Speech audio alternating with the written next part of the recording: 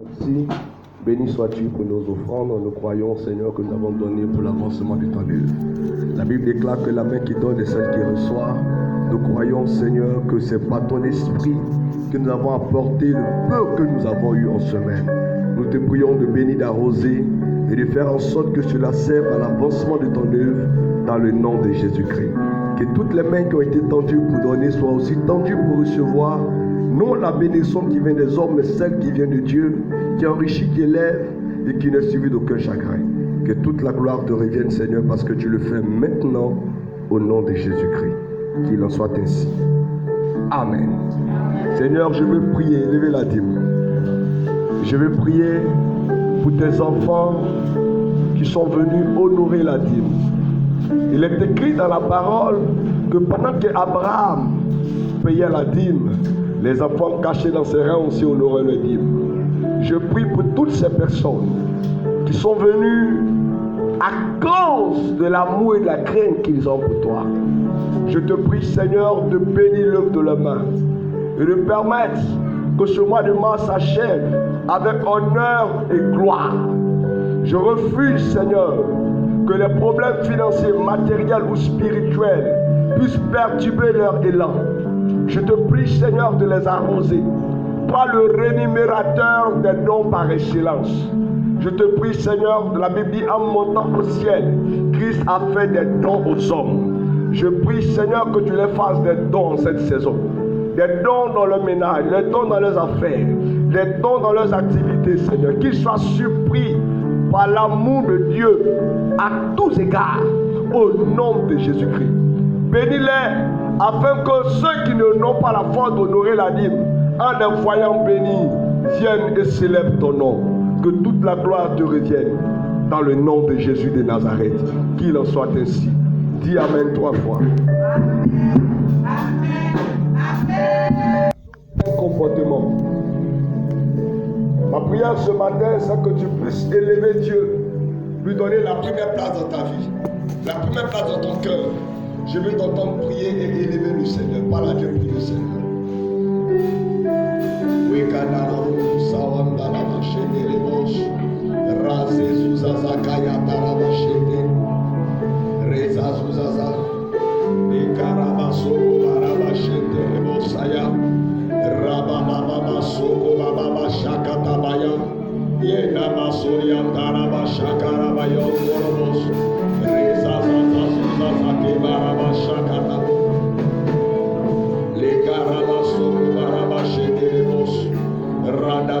Je vais te voir élever le Seigneur, élève le Seigneur, élève le Seigneur.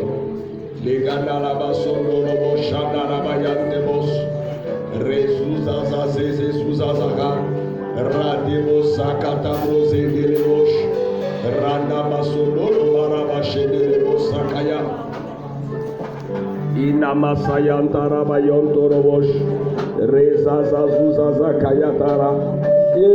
Mama shakara baba lo kanara baraba sondoro bo santaraya yamana la bayondoro bo baba ya reba baba. Personne ne peut comprendre ton amour avec Dieu, personne ne peut comprendre ton intimité avec le Seigneur, personne ne peut comprendre l'alliance qu'il y a entre toi et Dieu. C'est pour ça qu'il lève le glorifie son nom. Ma shakata barabayon. Les carabasoko barabayan de fos. Les azuzazakaya paraya de masayam. Les masakata bros. Ce n'est pas l'église qu'on vient avoir l'intimité avec Dieu. L'intimité, ce n'est pas la maison. Les brazazazuzazakayata. Les carababa. Merci pour votre soutien. Merci pour votre aide. Merci pour votre amour. Merci pour votre participation. Nous avons, le dimanche passé, été très honorés. Ensemble, nous avons béni Dieu, nous avons célébré Dieu. Et pour ces choses-là, il faut savoir dire merci. Merci à tous ceux qui étaient présents. Merci à tous ceux aussi à cause des occupations de chacun qui n'ont pas pu venir. Vraiment, nous avons senti votre présence en esprit. Et nous bénissons Dieu pour votre vie. Parce que nous osons dire que nous ne sommes pas seuls. Que Dieu vous bénisse. Que Dieu vous bénisse. Amen. Que Dieu vous bénisse. Je veux que tu salues ton voisin à ma place comme si c'était moi qui le saluais et qui lui disais merci. Dis merci, voisin. Merci, voisin. Déplace-toi, salue quelqu'un, dis merci. Dis merci. Merci. Merci. Merci. Le merci, c'est beaucoup, hein?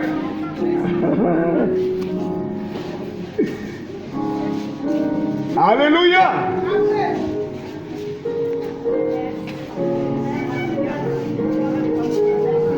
Alléluia! Il est là, yo! Alléluia! Alléluia! Amen! Amen! Est-ce que tu peux acclamer Dieu pour toi-même maintenant? Acclame Dieu pour toi-même. Acclame Dieu pour toi-même. Le diable n'aime pas te voir heureux. Acclame Dieu pour toi-même. Amen. Assois-toi dans la présence de Dieu ce matin. Assois-toi comme un enfant chéri de Dieu. Les enfants chéris de Dieu ont une manière de s'asseoir. Assois-toi de cette manière, de la crainte et l'amour du Seigneur. Amen. Que Dieu te bénisse. Amen. Nous sommes bénis. Amen. Nous sommes bénis d'être là ce matin parce que nombreux ont voulu voir ce jour mais qui sont morts.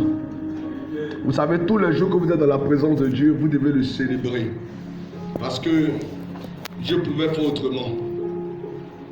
Je voudrais ce matin traiter un thème avec chacun de nous. Amen. Et le thème que je voudrais traiter, c'est la bénédiction. Assez simple, la bénédiction. Je veux parler de la bénédiction. Alléluia. Amen. Dis à quelqu'un la bénédiction. La bénédiction. Prends ta Bible dans le livre de Jérémie, le chapitre 7. Nous lirons du verset 1 jusqu'au verset 7 jusqu'au verset 10. Jérémie chapitre 1, le verset 7 à 10. Jérémie, le prophète.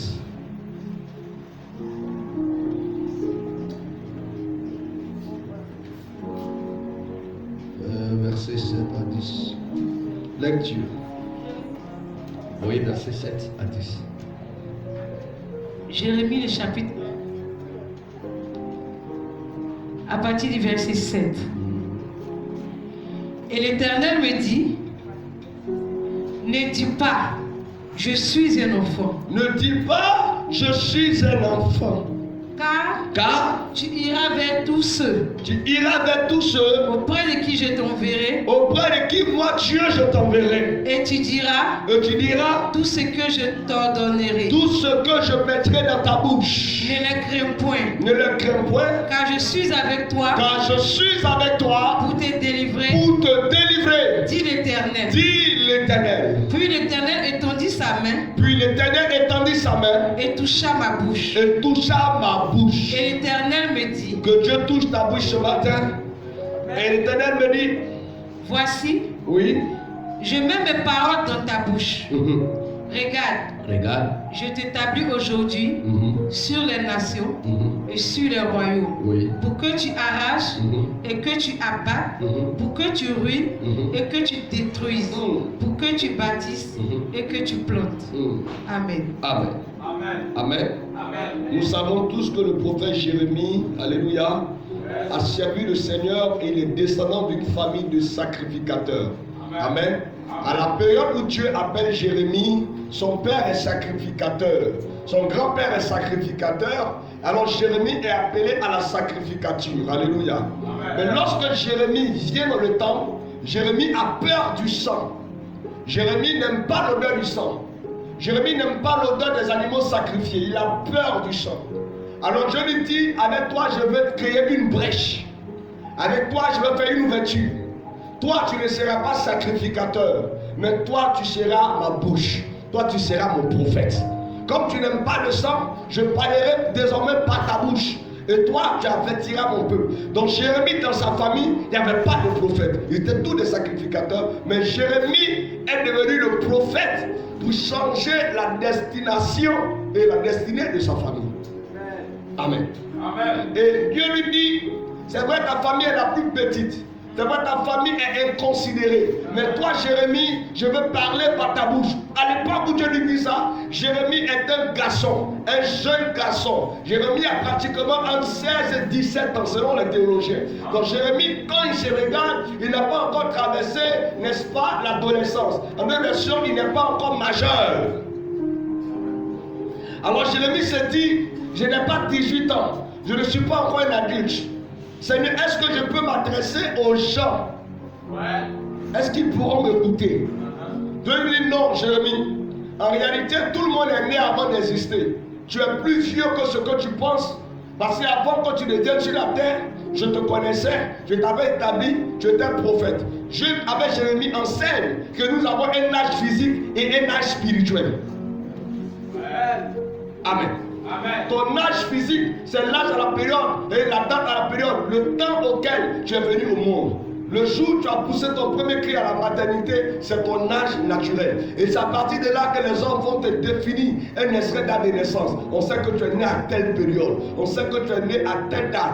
On peut même dire, je suis né le temps, tel mois, de telle année. Alléluia. Dans tel lieu. Ça définit ta date de naissance physique. Mais aussi, tu as une date de naissance spirituelle qui a démarré le jour où tu as accepté Jésus. Le jour où tu as été plongé dans les eaux du baptême. C'est pour ça que la Bible parle de la nouvelle naissance.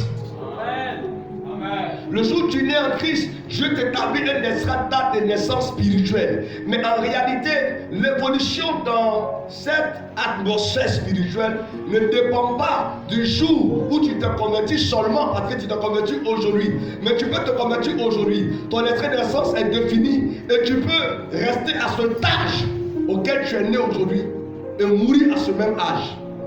Je ne sais pas si c'est ce qu'il dit. C'est-à-dire que tu es converti et tu es baptisé aujourd'hui quand? Le dimanche 19 mars. Tu es converti, baptisé dimanche 19 mars. Mais tu peux mourir spirituellement étant le 19 mars. C'est-à-dire ton 19 mars là, c'est à cet âge-là que tu vas rester à l'âge 0 jusqu'à ta mort. Parce que ton évolution, ta croissance, ton âge évolue dans le monde spirituel en fonction de la connaissance que tu as, en fonction de la nourriture que tu consommes. Vous voyez un peu?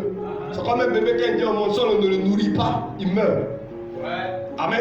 Donc il faut qu'on te nourrisse. Et la nourriture qu'on va te donner, c'est le lait. Et le lait, la Bible, le lait est la parole de Dieu. Donc la connaissance va venir de la parole de Dieu.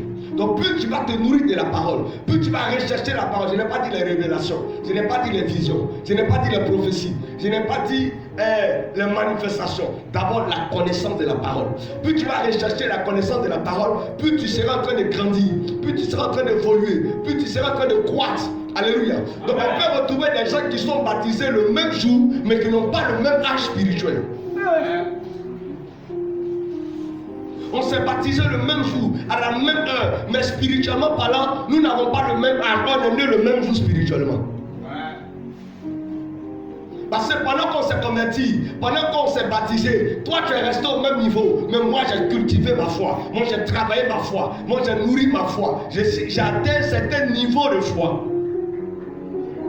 Est-ce que je suis en train de parler à quelqu'un? Amen. Donc Dieu veut que nous évoluions. C'est pour ça que l'apôtre était surpris. Il dit, mais attends, normalement on connaît le jour où vous a baptisé. Normalement quand les calculs votre date de baptême à aujourd'hui, vous devez être des maîtres. Mais vous êtes encore des enfants. Qu'est-ce qui a fait ça? Parce qu'ils n'ont pas recherché la nourriture spirituelle qui est le lait, qui est la parole de Dieu. Vous venez à l'église, cherchez d'abord la parole de Dieu. Ton amène là est triste. Alléluia. Donc Dieu va donner une révélation à Jérémie, une prophétie à Jérémie en disant, Jérémie, je t'ai oint. Jérémie, je t'ai béni, pour parler de bénédiction, parce que la bénédiction n'est rien d'autre qu'une parole relâchée sur quelqu'un dans le but de le faire évoluer. Si je veux définir assez simplement, on dit bénédicere. C'est une bonne parole qu'on a relâchée sur quelqu'un. Pour ça, faites attention à la bénédiction et aux effets de la bénédiction. Amen. L'église a mal compris ce concept. C'est pour ça que quand quelqu'un achète sa voiture, on dit il est béni. Quand quelqu'un est marié, on dit oh Dieu l'a béni. Quand quelqu'un voyage par Dieu, on dit oh Dieu l'a béni. Ça, ce sont les effets de la bénédiction. Amen. La bénédiction en elle-même, c'est un esprit. Hein? C'est comme la malédiction, la bénédiction, c'est un esprit. Quand ça vient sur toi, ça déchire tes habits. Hein? Ça gâte tes affaires. Ça pollue ta vie, ça abîme tout. Ça, c'est l'esprit de la malédiction. Mais l'esprit de la malédiction, quand ça vient sur toi, ça attire à toi les bonnes choses. Ça attire à toi les bonnes connexions. Ça attire à toi la gloire. Ça attire à toi la grandeur. Ça attire à toi la percée. Quand cet esprit est sur toi, tu ne fournis plus assez d'efforts. Parce que c'est un esprit qui te suit. Ce n'est pas visible. On constate que cet esprit est sur toi par rapport aux signes qui sont produits. Amen. Amen. Mais cet esprit-là, c'est quelqu'un qui peut mettre ça sur toi. Ça peut être un père, ça peut être Dieu, ça peut être un vieillard. Ouais. Amen. Amen. Ça peut être un vieillard que tu vois, tu as aidé, il te donne la bénédiction. Ouais. Alléluia. Amen. Voilà, donc il y a des gens qui ont la bénédiction dans la bouche. La mère a la bénédiction dans la bouche. Le père a une bénédiction dans sa bouche. Le père biologique a une bénédiction dans sa bouche.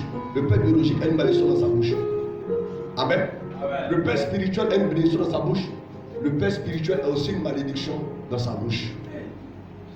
Mais le problème, c'est que nous utilisons plus la malédiction que la bénédiction. Nous avons besoin de la bénédiction. Est-ce que je parle à quelqu'un? Amen. Dieu regarde Jérémie et il dit: Jérémie, de ta famille, je t'ai béni de manière particulière. Et cette bénédiction est que, ça se trouve au verset 10, il dit: regarde, je t'établis ce jour-ci sur les nations et sur les royaumes pour arracher, pour démolir, pour détruire, pour renverser et pour bâtir et planter. Voici une bénédiction que Dieu a donnée à Jérémie. C'était une parole, mais cette parole va se ressentir dans le ministère de Jérémie. Lorsque Jérémie va commencer à exercer, on va voir qu'il va détruire, on va voir qu'il va renverser, on va voir qu'il va ruiner, on va voir qu'il va déstabiliser, il va détruire des hôtels, il va mettre certaines choses, certains systèmes en place, de sorte qu'on va voir, ce que Dieu a dit en Jérémie chapitre 1 verset 10 là, est en train de se réaliser. Est-ce qu'on se comprend ce matin? La parole de Dieu est sortie pour Jérémie. La bénédiction est sortie. Dieu dit: je te bénis, je te bénirai. Je suis avec toi, je ferai ceci avec toi. Le problème de l'église, c'est que l'église pense que le fait d'avoir une parole de bénédiction veut dire que tu as tout reçu. La parole de bénédiction est une prophétie qu'on a relâchée sur toi. Est-ce que je parle à quelqu'un? Est-ce que je parle à quelqu'un? Quand Dieu donne cette parole à Jérémie, c'est comme on dit: tu vas te marier, je vais te bénir, tu vas te marier, je vais te bénir, tu vas travailler. C'est une parole qu'on a mise sur toi. Mais il y a un travail à faire pour que cette parole devienne une réalité. Est-ce que je parle à quelqu'un? Est-ce que je parle à quelqu'un? Et tant que tu n'as pas compris ces choses, aux yeux de Dieu, Dieu te voit comme un enfant. Voilà pourquoi quand Jérémie a compris que Dieu voulait lui faire transporter quelque chose de supérieur, Dieu lui a dit: Jérémie, je te bénis. Alors du moment où tu es béni, tu n'es plus un enfant. Quand quelqu'un est béni, c'est plus un enfant. Je vous dis la vérité. Quand vous êtes béni, il est difficile qu'on vous appelle mon petit. La bénédiction te grandit. Si Dieu te bénit pour être président, même si tu es le plus jeune de la nation, les vieillards vont s'incliner devant toi. Parce que la bénédiction t'a élevé. Si dans une famille, tu es la plus petite, que Dieu te prend pour te marier, tes grandes soeurs sont obligées de te respecter. C'est ça. Quand la bénédiction vient sur toi, la bénédiction te grandit. Au fait, elle t'enrichit. Amen. Amen. Elle enrichit ta connaissance. Elle enrichit tes relations. Elle enrichit tes finances. Amen. Amen. Enrichit veut dire amplifier, augmenter. Même ta beauté, elle augmente ta beauté. C'est pour ça que quelqu'un ne peut pas être béni puis les vilains, ça n'existe pas. Il n'y a pas un vilain béni. Dès que tu es béni, tu deviens chéri. Dis amen. Amen. C'est la vérité. Esther n'était pas la plus belle, mais Esther était bénie. Le roi l'a aimée. Pas parce qu'elle est la plus belle, mais parce qu'elle est bénie. Amen. Amen. Mephibosheth, il traîne à terre. Il n'a pas pied, mais il est béni. On le fait asseoir là où les gens même qui ont 2 pieds ne s'asseyent pas. Il a mangé à la table du roi. C'est la bénédiction qui fait ça. Vérité. Dis amen. Amen. Dis amen. Amen. Que la bénédiction soit sur toi ce matin. Amen. Que la bénédiction soit sur toi ce matin. Amen. Alléluia. Donc ton âge spirituel est déterminé par ta capacité à comprendre le monde spirituel. Ton âge spirituel est déterminé par ta capacité à comprendre le monde spirituel. Tu peux répéter ça?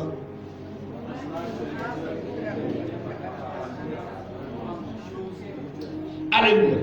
Donc Dieu dit à Jérémie, tu as reçu une prophétie pour renverser, pour bâtir. Croyez-vous avec moi croyez avec moi pendant ce matin que Jérémie a obéi à ces choses. Jérémie dans son ministère a vu des choses qu'il a détruites. Il a vu des choses qu'il a renversées. Il a vu des choses qu'il a, on va dire quoi, qu'il a démolies. Parce que la prophétie est venue pour ça. Si Dieu dit qu'il était béni pour que tu délivres ta famille, tu vas délivrer ta famille. Parce que la parole est sortie pour ça.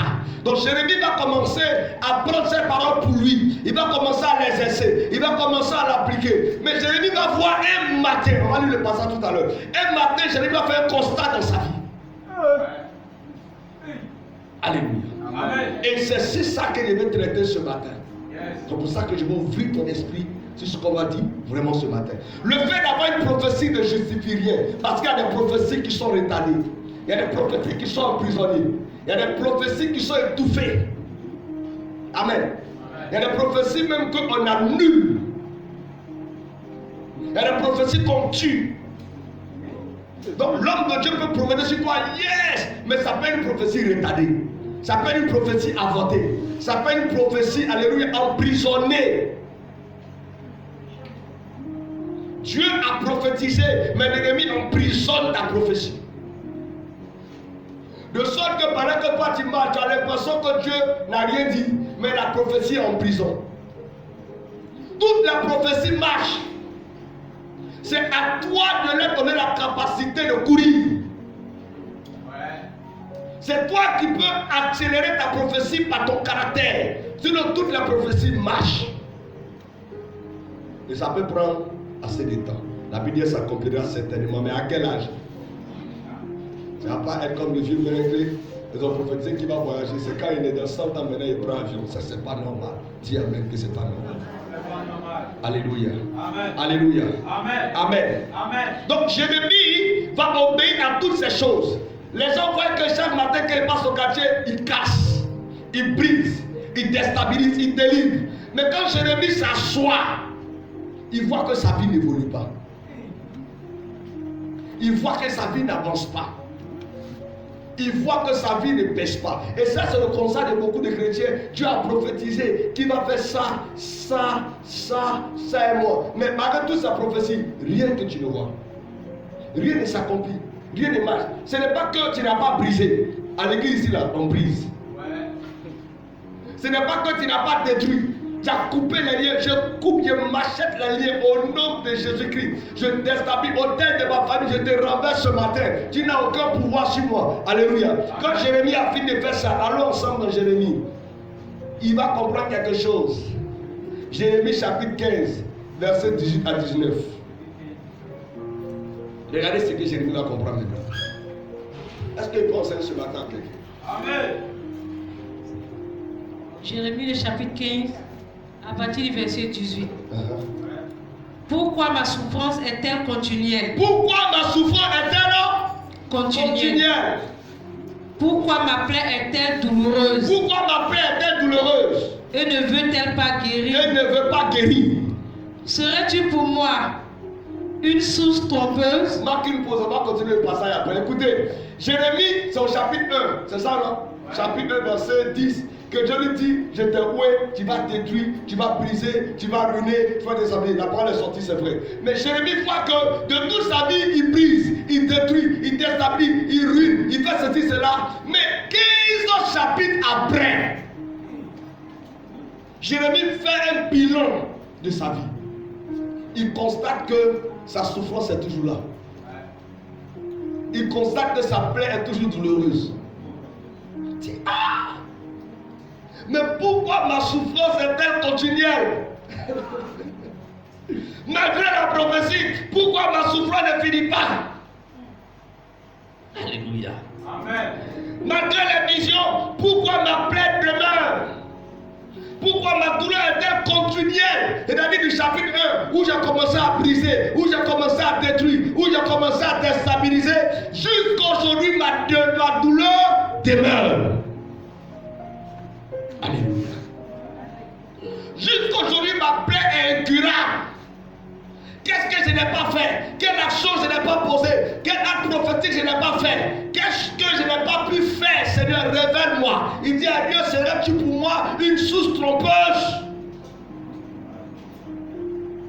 Est-ce que tu m'as menti? Parce que depuis des années, 15 chapitres, frère, ça fait la vie de quelqu'un. Amen. Amen. Depuis des années, je détruis. Depuis des années, je parle en langue. Depuis des années, je prophétise. Mais qu'est-ce qui ne va pas? Écoute-moi très bien. Il y a une chose dans laquelle tu ne peux pas décoller. C'est la bénédiction. Alléluia. Amen. Si Dieu te dit une chose, qu'il met cet esprit sur toi, tu dois maintenant comprendre le fonctionnement de sa bénédiction. La prophétie que Dieu t'a donnée là, il y a son fonctionnement. Il y a la manière que tu vas marcher dedans pour réussir. Il y a la manière que tu vas vivre dedans pour évoluer. Et si toi tu prends ça comme une simple parole que Dieu t'a donnée, tu vas échouer. Est-ce qu'on se comprend ce matin? Si tu l'acclames simplement les doigts comme ça. Alléluia. Amen. Alléluia. Amen. Vous voyez ça, c'est pas un monsieur, c'est pas une simple personne qui parlait. C'est le prophète Jérémie. Prophète majeur de son époque. Ouais. Quelqu'un qui entend la voix de Dieu. C'est pas quelqu'un qui lui a dit Jérémie, tu es prophète de Dieu. Dieu lui a dit tu es mon prophète. Mais un gars comme ça, malgré qu'il détruit, malgré qu'il brise, malgré qu'il ruine, il constate que sa plaie est incurable. Sa souffrance est continuelle. Est-ce que ce n'est pas ce qui arrive à quelqu'un ce matin dans cette salle? Depuis longtemps, je vais à l'église, je jeûne, je prie, j'ai fait toutes sortes d'actions. Mais pourquoi ma plaie est-elle incurable? La plaie, c'est ton problème. La plaie, c'est ta situation. La plaie, c'est la situation qui te combat. Ce qui a changé ta démarche là, c'est ça qu'on appelle la plaie. La plaie, c'est ce qui est obligé de protéger. Il ne faut pas que les mouches viennent dessus. Ta plaie, c'est ce qui a fait qu'aujourd'hui, tu ne peux plus être libre. Alléluia.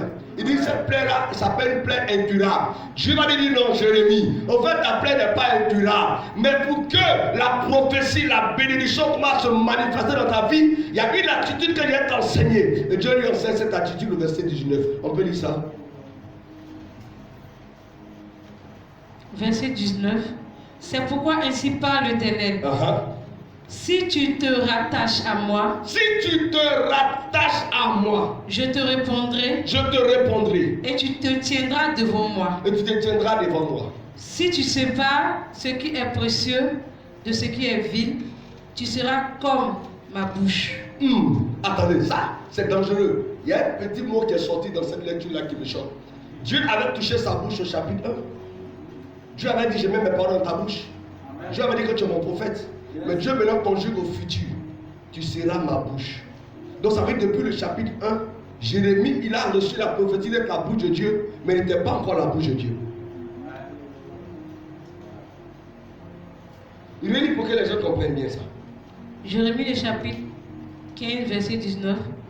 C'est pourquoi ainsi parle l'Éternel. Si tu te rattaches à moi. Si tu te rattaches à moi. Dieu parle maintenant. Tu as reçu la prophétie, mais il faut une alliance. Il parle d'attacher, rattacher. On attache ce qui est l'alliance. Vous comprenez? On ne peut pas attacher deux choses qui ne se comprennent pas. Amen. Amen. On attache des choses quand c'est une alliance. C'est pour ça le mariage c'est une alliance. C'est pour ça que tu as mis la corde à ton cou, c'est attaché. Amen. Amen. Là, on se comprend. Amen. Donc il dit, il ne faut pas mettre si tu te rattaches. Si tu fais alliance avec moi. Si tu fais alliance avec moi. Oui. Je te répondrai. Je vais commencer à te répondre. Et tu te tiendras devant moi. Et tu te tiendras devant moi. Si tu sais pas ce qui est précieux. Si tu sais pas ce qui est précieux. De ce qui est vil. De ce qui est vil. Tu seras comme ma bouche. Attends, marque une pause. Qu'est-ce qui est précieux et qu'est-ce qui est vil? Ce qui est précieux, c'est ce que Dieu veut. Ce qui est vil, c'est ce que toi tu veux. Si tu commences à faire la différence entre ta volonté et ma volonté, ma prophétie va s'accomplir dans ta vie. Beaucoup de personnes ayant reçu la prophétie ont voulu elles-mêmes accomplir la prophétie. Dieu dit à Abraham, je vais te donner un fils. Ce fils-là sera glorieux, il sera puissant. Abraham reçoit la prophétie, lui-même a accompli la prophétie. Dieu dit à Jérémie, tu as reçu la parole, d'accord, mais si tu veux la voir se manifester, enlève ton cœur dedans. Jésus, Dieu lui a donné la prophétie à Jésus pour dire, toi Jésus, tu vas sauver l'humanité en passant par ceci, par cela. Mais quand Jésus voit la puissance de la croix, l'événement de la croix, la Bible dit que Jésus se replie et il veut faire sa volonté. Et à un moment donné, il comprend que s'il fait sa volonté, la prophétie va avoir des problèmes. Il dit, Seigneur, que ta volonté soit faite. Il a séparé ce qui est précieux de ce qui est vil. Voilà pourquoi ta plaie ne guérit pas. Parce que tu cherches à faire ta volonté. Voilà pourquoi ta situation ne change pas. Parce que tu luttes pour aider Dieu. Voilà pourquoi depuis longtemps tu tournes en rond. Parce que tu as emprunté des chemins sans le consulter. On se presse chaque jour à faire des choses. Vous savez, ayez vos relations, ayez votre argent, ayez vos diplômes. Mais si la petite chose qu'on appelle bénédiction n'est pas dedans, vous allez tourner en rond. Tu vas rencontrer des grands, tu vas sortir de leur relation en frustration. S'ils ont trop fait, ils vont t'utiliser. Tu vas acheter quelque chose, problème est dessus, problème est dedans. Tu vas te mettre dans une affaire, problème est dedans. Tu vas te lever, acheter ceci, problème est derrière. Pourquoi? Parce que tu n'as pas appris à consulter Dieu pour accomplir sa promesse. Dieu accomplit ses promesses. Tu ne peux pas aider Dieu à accomplir sa promesse. Sinon, comme ils ont prophétisé que je vais rencontrer l'homme de ma vie. Donc toi, maintenant, quand tu marches, tous les hommes qui te voient, est-ce que c'est pas lui? Non. Dieu sait comment tu vas le rencontrer. C'est pas toi qui vas. Alléluia. On dit non, Dieu dit, tu vas te marier, dit, oh Seigneur, si l'homme est marié, il faut que ce soit un homme qui a les tablettes de chocolat, un homme qui a 2,30 m. Ça c'est quoi? Ça c'est un robot. Elle définit dans sa tête l'homme qu'elle veut. Mais quand le gars a parlé, il sait qui va t'envoyer. Un jour, un prophète avait prié. Il a dit à Dieu, Seigneur, donne-moi une femme, donne-moi une femme, donne-moi une femme. Et on l'avait invité dans une église où il y avait de jolies sœurs. Donc pendant tout le temps, il prêchait. Son esprit était sur certaines personnes. Il dit ça, je sens que la prophétie va se réaliser dans cette assemblée de Dieu. Donc pendant qu'il prophétise, il sent que Dieu veut lui parler. Et le soir qu'elle a dormi, il a eu une vision. Tous les soeurs de l'église sont passés devant lui. Dieu dit que parmi elles, j'ai encore caché ta femme. C'est-à-dire parmi ceux qui ont passé là, j'ai caché ta femme. Amen. Je vais te la présenter ce soir. Il arrive au programme, il prêche dans son cœur, il dit Dieu montre-la moi. Je veux la voir. Dieu ne parle pas. Amen. Les gens sont venus faire des offres, ils ont dansé. Et il y a une sœur qui est au fond du temple. Depuis tout le culte, elle ne s'est pas encore levée. Pourquoi? Parce qu'elle a un handicap. La femme là. Elle est comme ça, elle va comme ça. Donc, si elle va venir devant les gens, elle arrose. Donc, elle est cachée derrière là-bas. Et puis, elle donne son argent, j'allais donner. Donc, lui, il pense que c'est la soeur qui est l'autre côté là. Oh, c'est la soeur, c'est là que Dieu veut te donner. Donc, il prie quand Dieu dit la voici là-bas. Il dit où là-bas? Dieu dit là-bas. Il dit où là-bas? Dieu dit là-bas. Et la soeur est venue faire l'offrande. Quand elle est venue faire l'offrande, Dieu dit c'est ça là. Dis, Satan, tu es vaincu au nom de Jésus. Je refuse cette prophétie. Je refuse, il a commencé à lier dans son cœur. Il a vu même que le Saint-Esprit est en train de l'attaquer. Et le lendemain au programme, pendant qu'il prêchait, Dieu a fait donc descendre une puissante onction dans l'assemblée. La sœur est tombée et elle a commencé à courir dans la salle. L'Éternel lui avait donné la capacité d'être guérie de son mal. La sœur qui était infime, Dieu l'a rendue, elle n'était plus infime, Dieu a guéri ses pieds, c'est-à-dire de paralytique qu'elle était. Elle a commencé à marcher, à sauter dans la salle. Oh, cette sœur qui avait le premier pied, c'est elle qui soutenait le ministère. C'est elle qui était l'homme de Dieu. C'est elle qui était à l'intercession. C'est elle qui était partout dans l'église. On ne savait pas. Mais parce qu'elle avait un handicap, elle était minimisée. Dieu a accompli sa prophétie. La fille s'est levée, elle a commencé à sauter. Quand l'homme de Dieu a vu le miracle, la beauté de la soeur est sortie devant lui. Il dit, Dieu me dit que c'est toi que je vais marier. Dieu est un Dieu de miracle. que soit ce que tu as dit, quelle que soit ta forme, ta taille, si tu as prophétisé, Dieu connaît comment est-ce qu'il va se débrouiller pour que cette prophétie-là soit une réalité. Amen. Non. Il ne faut pas regarder la prophétie. Il a regardé, il dit non frère, il ne faut pas regarder. Dieu sait. C'est ce qui a tué Lot. Lot, Abraham le prend, le met sur la plaine, dit, regarde à gauche et à droite, choisis. Lot, il regarde les yeux physiques, il voit l'autre côté là-bas, il voit l'eau, il voit champ, il voit qu'on peut gagner viande là-bas, poisson. Il dit, c'est là-bas là qui est bon. Et puis là, l'autre côté, il y a quelqu'un qui dit, ça c'est pour Abraham. Abraham dit, d'accord, Abraham a pris. Mais ce que tu oublies, c'est que si j'ai la pression sur moi, même si tu me mets dans les cailloux, je vais prendre les cailloux pour construire ma maison. Et lui, il est parti de l'autre côté, où il y a l'eau, où il y a la forêt. Là-bas, ils l'ont fait prisonnier. C'est Abraham qui a encore allé le délivrer. Alléluia. Faisons attention. Souvent, nous voulons choisir ce qui est facile. La prophétie n'aime pas la facilité. Si tu transportes une prophétie chez toi, la prophétie n'aime pas la facilité.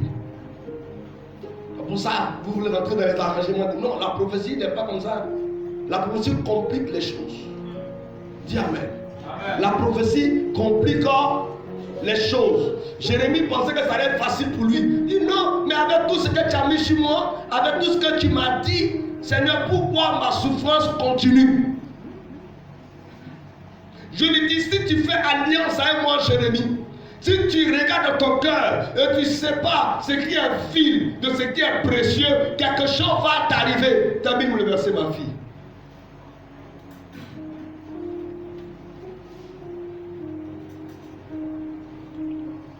Verset 19. Tu seras comme ma bouche. Tu seras maintenant comme ma bouche. C'est à eux de revenir vers toi. C'est à eux de revenir vers toi. Mais ce n'est pas à toi de retourner vers eux. Écoutez ça, ça c'est une parole forte. Il dit Jérémie, si tu ne sais pas, la prophétie qui t'a donnée là, la prophétie là est là, le mariage là est là, le voyage là est là. Mais le problème c'est que c'est toi qui cherches. C'est toi qui forces. Mais si tu fais alliance avec moi et que tu ne sais pas ce qui est vil de ce qui est précieux, ce n'est plus toi qui vas aller au mariage, c'est le mariage qui va venir à toi. Ce n'est plus toi qui vas aller au voyage, c'est le voyage qui va venir à toi. Tu ne seras plus en train de prier pour voyager, mais tu vas voyager pour aller prier. C'est ce qu'il dit. Ce n'est pas toi qui vas aller à eux. Ce sont eux qui vont venir à toi. Ce n'est pas toi qui vas aller les chercher. Eux-mêmes, ils vont venir à toi. Si tu te mets en alliance avec Dieu, tu ne vas pas aller chercher ta famille qui t'a rejeté. Ta famille qui t'a rejeté va aller te chercher. Si tu te mets en alliance avec Dieu, l'argent qui t'a fui, tu ne vas pas aller chercher là, l'argent va venir te chercher. Il dit à Jérémie, ce n'est pas toi d'aller vers eux. C'est le problème. Ce n'est pas toi d'aller vers la prophétie. C'est la prophétie qui doit venir vers toi.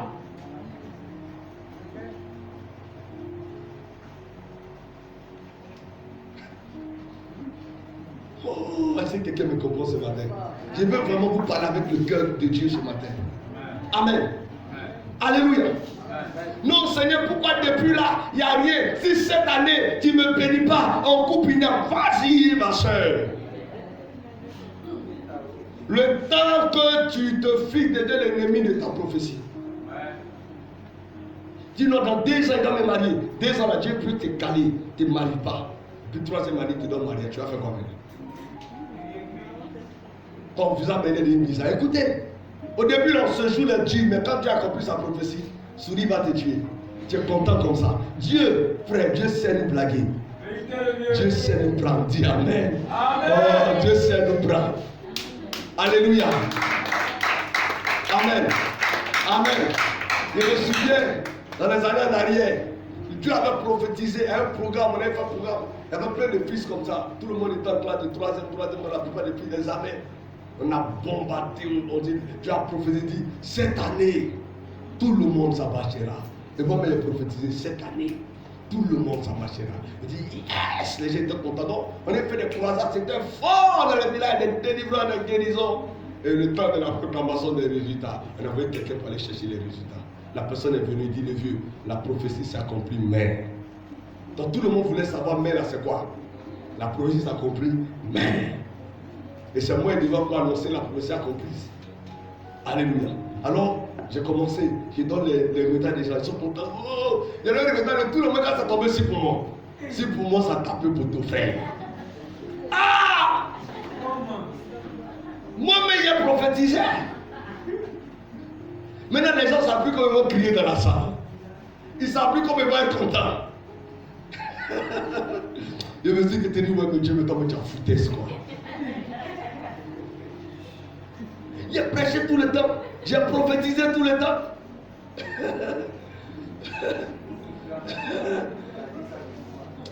Non, il a dit Dieu, toi, Bible, arrête de poser un peu le temps. On va aller bien réfléchir. Il a dit, j'ai déposé ma Bible loin de mon Dieu, t'es en parlant avec le Seigneur. Je suis entré dans le Seigneur. Je vous dis ces choses qui sont rien. T'es en parlant avec Dieu. J'ai mis ma Bible loin. Pas de prière, pas de jeûne, pas de révélation de la parole. Quand les gens veulent me voir, ils en parlent pas de Dieu. Il m'a eu, je ne suis pas content. Et un matin, je suis assis là, une révélation de la parole tombe dans mon esprit. J'ai oublié ça, j'ai pris ma Bible, j'ai dit, c'est pas toi qui es là. Dès qu'il a pris ma Bible, il a regardé, j'ai dit, c'est pas toi qui es là. Il me dit, c'est pas toi qui es là. Oh, mon frère, Dieu sait le prendre. Tu peux te mettre en colère, Dieu. Tu peux pas. Tu vas te gonfler pendant 1 mois, 2 mois. Tu es reparti. Il est le tout-puissant. Il ne rend compte à personne. Il est fâché. Il ne veut plus avec lui. Tu as t'assurer qu'à 1 mois, les sorciers, les quoi, ils vont pas venir. Tu n'as plus mal à l'église. Alléluia. Amen. Oh, j'aime Jésus. Dis Amen. J'aime Jésus. Dis Amen. Alléluia. Quand Jacob a compris que sans la bénédiction, il ne peut rien devenir. La Bible déclare que dès le ventre de leur maman, quand ils sont allés voir l'homme de Dieu qui a prophétisé, l'homme de Dieu a dit, madame, dans ton ventre, il y a des jumeaux. Mais ces jumeaux-là sont 2 nations. Le plus grand sera assujetti au plus petit. La prophétie est sortie. Quand ils étaient dans les ventres, ils ont entendu le message. Jacob a commencé en même temps à se bagarrer. Parce qu'il sait que cette prophétie qui est sortie là, elle doit s'accomplir. Mais pour qu'elle s'accomplisse, il y a quelque chose que je dois commencer à faire. Qu'est-ce qu'il a fait? La Bible déclare que quand Esaü est sorti, Jacob a attrapé son talon. Et mon ami, la vie, on savoir là, c'est une vie de lutter. Ça ne va pas se passer comme ça. Nous deux, la prophétie est sortie, on dit, elle sera soumise. On n'a pas dit non de quelqu'un. Donc je sais que si tu as pris, il est arraché. Et quand Esaü a pris la prophétie, Esaü était content, Esaü était dans la joie, parce qu'il s'est dit que c'est pour lui. Donc il ne prête plus attention à ça, il ne cherche plus ça, j'ai ça dans ma poche. Or Jacob, toute sa vie, sait que même si je suis grand, sans la bénédiction, il n'est rien. On peut être béni sans être élevé. Et ici, l'argent, sans la bénédiction, je ne suis rien. Il y a des gens qui ont l'argent mais qui n'ont pas la bénédiction. Il a l'argent mais il ne dort pas. Il a l'argent mais il n'a pas la paix du cœur. Il a l'argent mais ça ne va pas dans son foyer. Il a l'argent mais il n'arrive pas à dormir. Il a l'argent mais il est dans le chagrin. Tu ne vas rouler en 4x4, tu les envies, tu ne connais pas leur vie. Tu ne vas dans les duplex, tu dis oh, je vais devenir comme lui. Mais le gars il ne dort pas la nuit. Il a fait grosse maison comme ça, il doit ailleurs. C'est ça même. Je suis en train de vous dire la vérité. Je suis en train de vous dire la vérité. Tu le regardes, il a fait des réalisations, mais ces réalisations qu'il a fait là, il ne sait même pas qui sera son héritier. C'est ça même. Hey, frère. Je connais un homme, Kolda Souré. Le monsieur a construit un hôtel, un hôtel comme ça. Il a construit une grande maison terrible. Mais il allait voir des féticheurs pour avoir l'argent pour faire ça. Quand il est mort, il avait 2 femmes et 14 enfants. Ouais. Les enfants se sont bagarrés, gâtés la maison, ils ont tout. Tout est qui arrive aujourd'hui là. Les biens du monsieur qui sent la malédiction dessus. Tout est gâté, aucun enfant ne travaille, ils sont tous assis là. Hein? La maison là, la fenêtre est cassée, ils ont mis bâche. Tout est gâté, ils sont assis dedans. C'est ça. Tu as fait des choses sans la bénédiction. Quand tu fais les choses sans la bénédiction, ça se gâte. J'ai cherché la bénédiction. Recherchons la bénédiction. Est-ce que je suis en train de parler à quelqu'un? Tu te caches, tu vas faire ton mariage.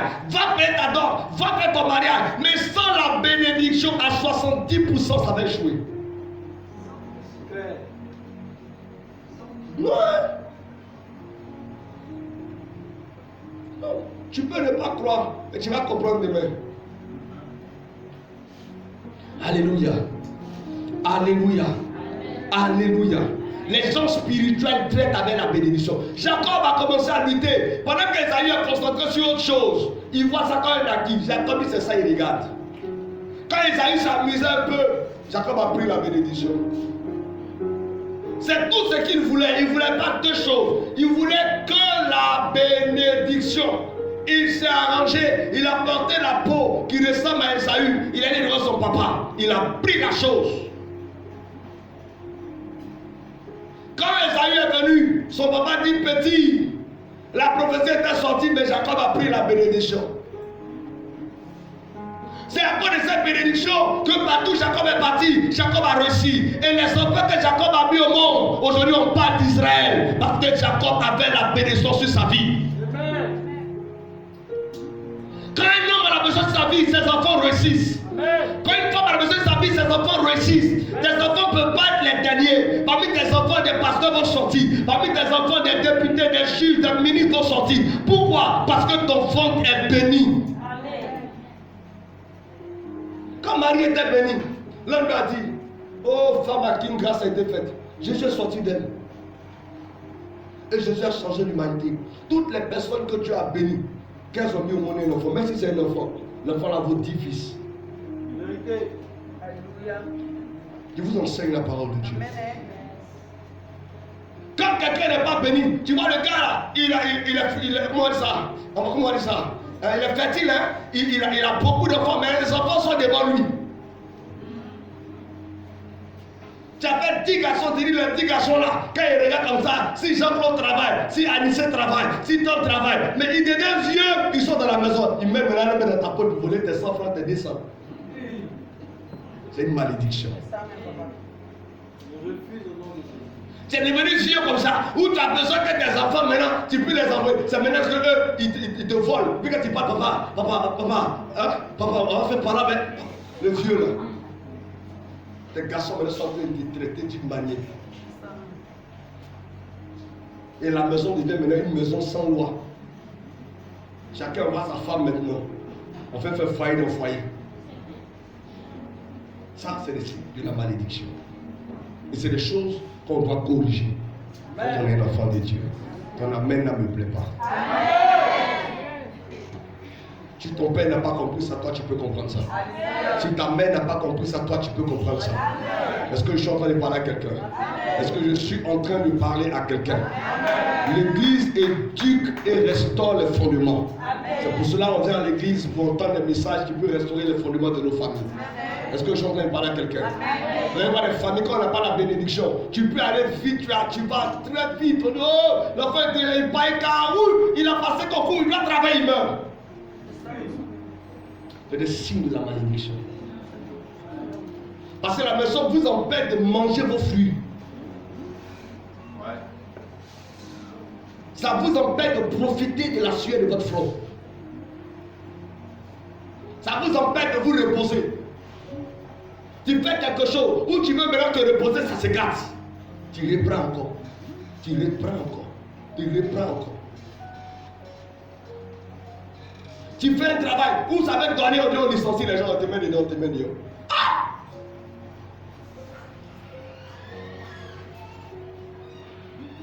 Est-ce que je suis en train d'enseigner ou jamais? Jérémie a compris. Dieu lui a dit, oh mon petit, tu as vite compris ça. Parce que si tu n'avais pas compris ça, tu n'as pas de problème. Et Jérémie, il essaie de marcher selon ça. Hein. Vous allez voir qu'arrivé à certains moments, ça a encore rattrapé. C'est pour ça qu'il a écrit la lamentation de Jérémie. Dieu ne veut pas que tu écrives la lamentation. Dieu ne veut pas que ta vie soit une vie de lamentation. Il a fait tout un grand chapitre. Écrit, il pleure dedans, il pleure dedans, il pleure dedans. Oui, ça ne vous rien. Avec toutes les prophéties qu'il a reçues, prophète majeur, il pleure. Parce qu'il n'a pas compris certaines choses. Est-ce que je suis en train de parler à quelqu'un? Ta mère vivante, ne la méprise pas. La bénédiction, tu peux la voir au pied de ta maman. Je suis en train de vous enseigner, excusez-moi, ça peut vous choquer, moi, ici, prédicateur. La bénédiction, tu peux la voir au pied de ta maman, ta mère est vivante. Il ne faut pas attendre qu'elle va tomber malade, elle est en train de mourir. Va l'honorer, va honore-la. Va et honore-la. Ton père est vivant, même s'il n'a rien fait pour vous, il ne vous a pas aidé, il ne vous a pas scolarisé, il n'a pas pris soin de vous. Va, ne regarde pas ça, du moment où tu n'es pas mort. Va, honore-le. Tout ce qu'un fils doit à son père, c'est l'honneur et la considération. Alléluia. Un fils ne doit pas l'argent à son papa. Un fils, il ne doit pas l'argent à ses parents. Il leur doit d'abord l'honneur et la considération. Maintenant, quand il les honore, tu les considères, tu vas donner l'argent. Tu ne peux pas donner l'argent à quelqu'un que tu ne considères pas. Des gens ont pris des malédictions parce que sa mère est morte dans le chagrin. Sa mère est morte avec un cœur dur, chargé. Si j'ai mis des enfants, montrer que je n'ai pas accouché quelqu'un. Voilà, moi, mes enfants travaillent, je n'arrive même pas à manger. Et son fils là, il est là, loué maison pour femme quelque part. Il est là, il loue maison pour femme quelque part. Alors que sa maman même, elle ne peut pas manger. Et puis il est assis, il est content. Je vois, il vient avec son gros ventre, il est à l'aise. Écoute, va voir ta mère. Amen.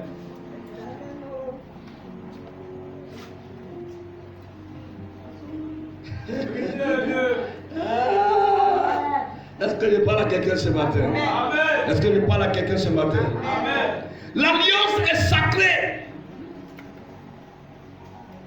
Dieu dit à Jérémie, il te faut une alliance sacrée.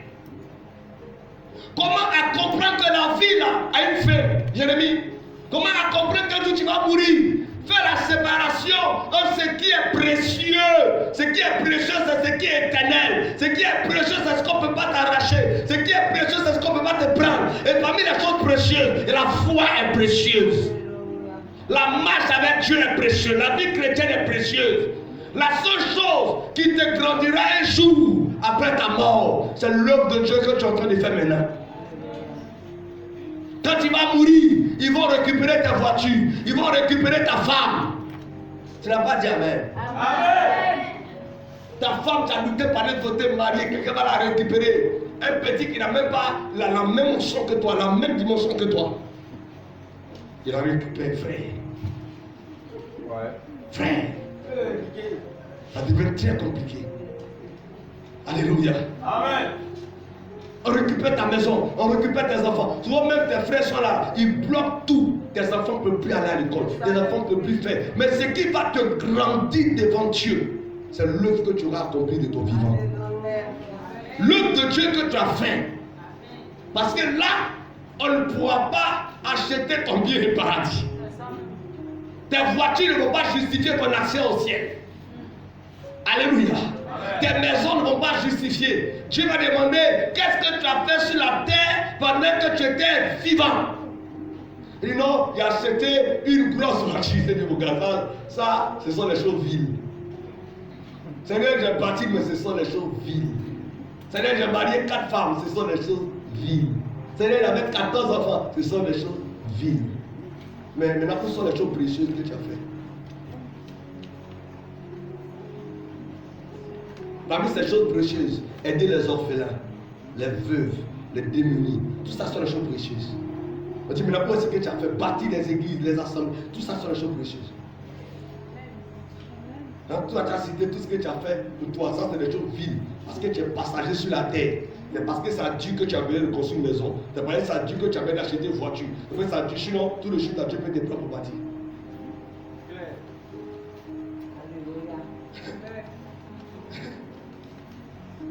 Je suis en train de vous dire la vérité.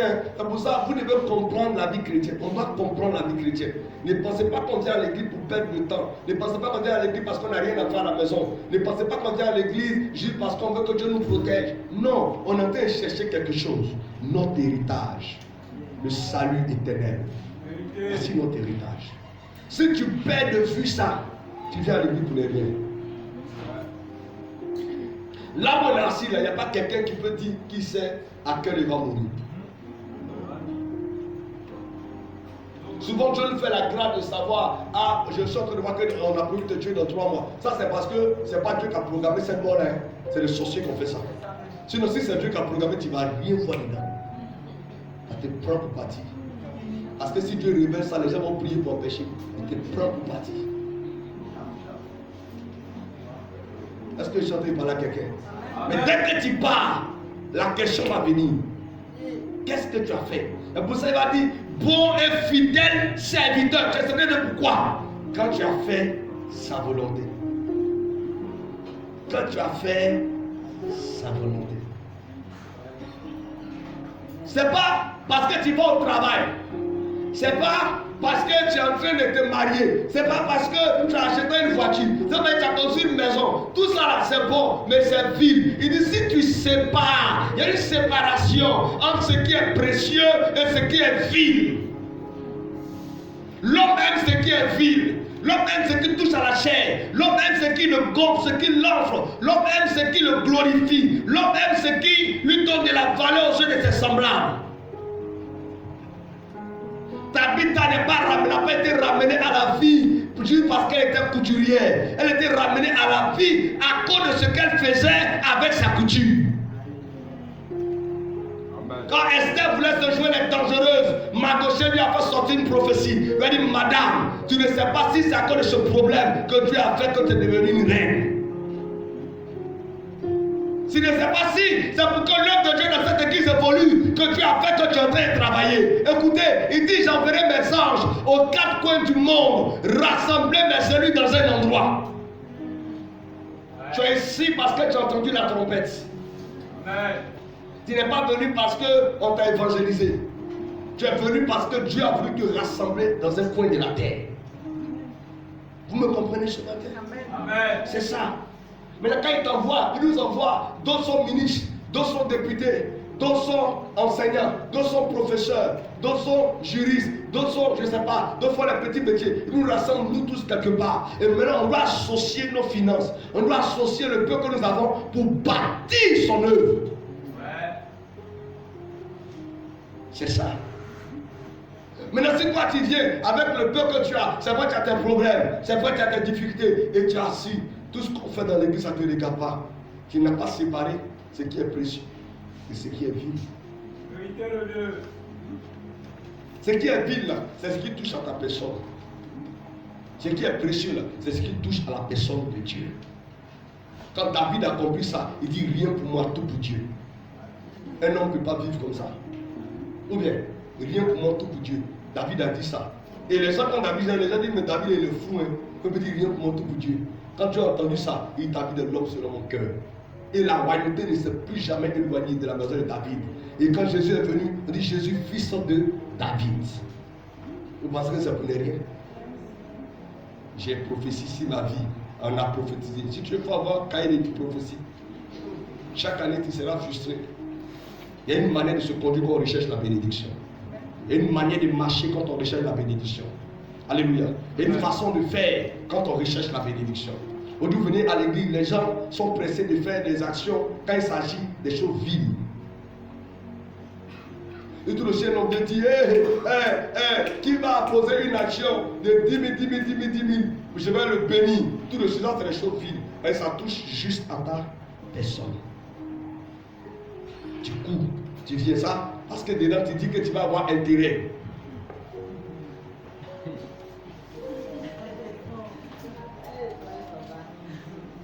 Les choses précieuses sont les choses que Dieu met dans ton cœur pour faire.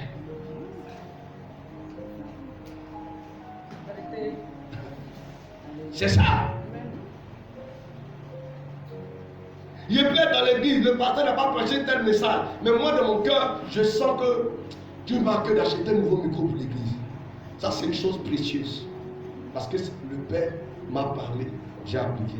Mais si on dit, qui va acheter un micro? Hein, on peut avoir prié pour lui que tu coupes pour venir. Ça, c'est les choses vides. Tu dis pas, il y a intérêt dedans.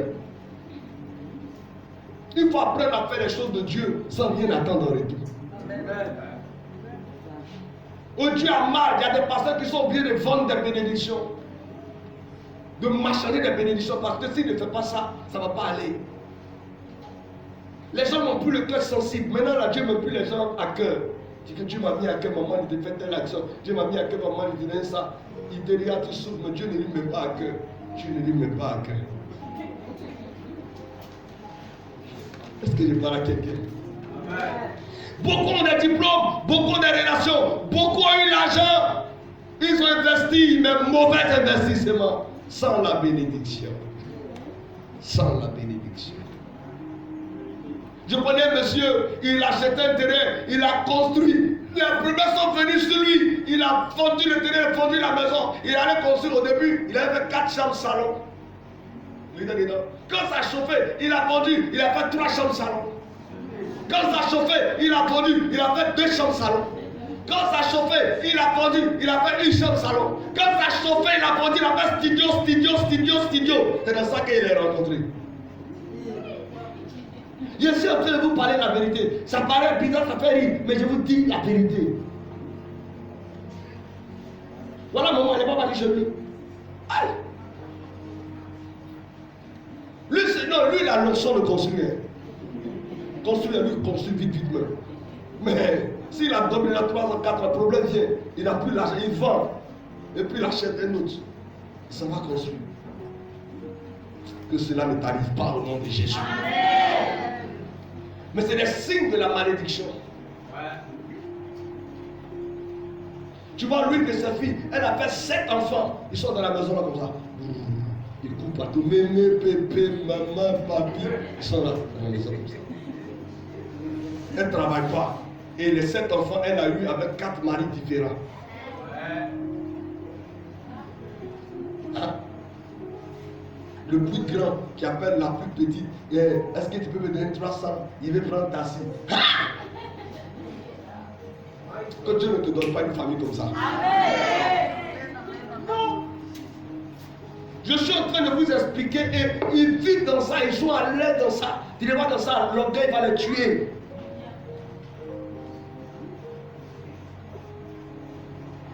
Que Dieu te donne le pouvoir de changer l'image de ta famille. Et que Dieu te donne l'honneur de changer l'image de ta famille. Amen. Écoute, sans la bénédiction, tu ne vas pas décoller. Et la bénédiction, ça ne dépend pas, on va dire quoi, du match vu. Non. La bénédiction, c'est une chose secrète que Dieu te donne. Parce que tu as fait des choses en secret. Jésus d'Arimathée, il voulait voir la bénédiction de Dieu. La petite, il est venu en secret parce que l'esprit de mort le fatiguait. Il est venu en secret, il a dit à Jésus, on m'a dit qu'il a mouru, il a préparé ma tombe et autres. Mais quand il regarde à toi, tu es un homme de Dieu, tu es vraiment un fils de Dieu. Il te donne, il faut dormir dedans. Dès que Jésus a dormi dedans, la voix a quitté Jésus d'Arimathée. Il est venu en secret. La Bible, il était un disciple en secret. Pourquoi il ne venait pas en public? Il n'y a pas un apôtre qui pouvait avoir le même niveau financier que Jésus d'Arimathée. Il parlait avec Pilate, il parlait avec Séra, il parlait avec Caïphe. Mais c'était un disciple en secret. Il payait ces choses-là en secret. Souvent, les gens, la Bible dit que quand ta main droite donne, que ta main gauche ne sache pas, tu as fait fort à la main droite, mais ta main gauche a été informée. Tu n'auras pas la bénédiction. Toi, ce qui fait que tu n'es pas béni, quand tu fais, tu parles. Quand tu fais, tu prends pour dire.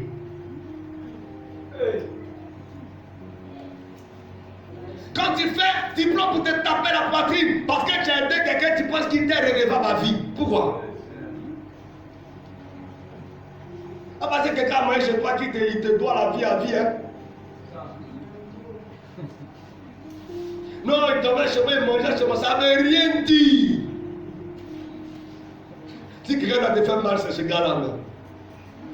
Non, faut pas calculer ça. Si Dieu met dans son cœur l'esprit de reconnaissance, béni soit l'Éternel. Sinon, il ne te doit rien.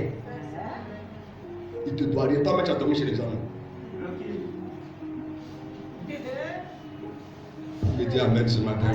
Amen. Quelqu'un t'a fait du bien dans le passé. Si tu connais cette personne, va et dis-lui merci. Voici d'où on prend les bénédictions. Beaucoup de personnes ont fermé des portes de maison dans leur famille parce qu'ils n'ont pas su profiter. Ils n'ont pas su se comporter. Vous savez, il y a des gens sur la terre qui sont des canaux de bénédiction. Amen. J'avais un ami pasteur qui avait une maman dans son quartier. La maman ne ressemblait à rien, elle vendait les beignets. Et à chaque fois que le pasteur passait par là, il donnait 1000 francs à la maman. Il dit, mais la femme là, tu la connais où? Il dit, non, je ne la connais pas. C'est une maman même que je ne sais même pas, elle ne prie même pas dans mon église. Mais il donne 1000 francs parce que chaque fois, la maman c'était une maman diaconale dans une église. Il dit, chaque fois qu'il donne 1000 francs, quand il rentre à la maison, quelqu'un m'appelle pour donner 10 000 francs. La maman ne sait pas. Un matin, il était serré, il allait chercher la maman, on dit la maman a déménagé, elle est partie. Il est venu me voir, il est découragé. Il dit, et la maman qui me sauvait ici, la maman est partie. Elle-même ne savait pas qu'elle était un canal de bénédiction. Il y a des gens parmi nous ici dans cette salle qui sont des canaux de bénédiction. Des gens à qui si tu donnes quelque chose, Dieu te bénira. Tu lui donnes une chaussure, Dieu te bénira. Tu lui donnes une chemise, Dieu te bénira. Un habit, Dieu te bénira. Tu lui donnes un manteau, Dieu te bénira.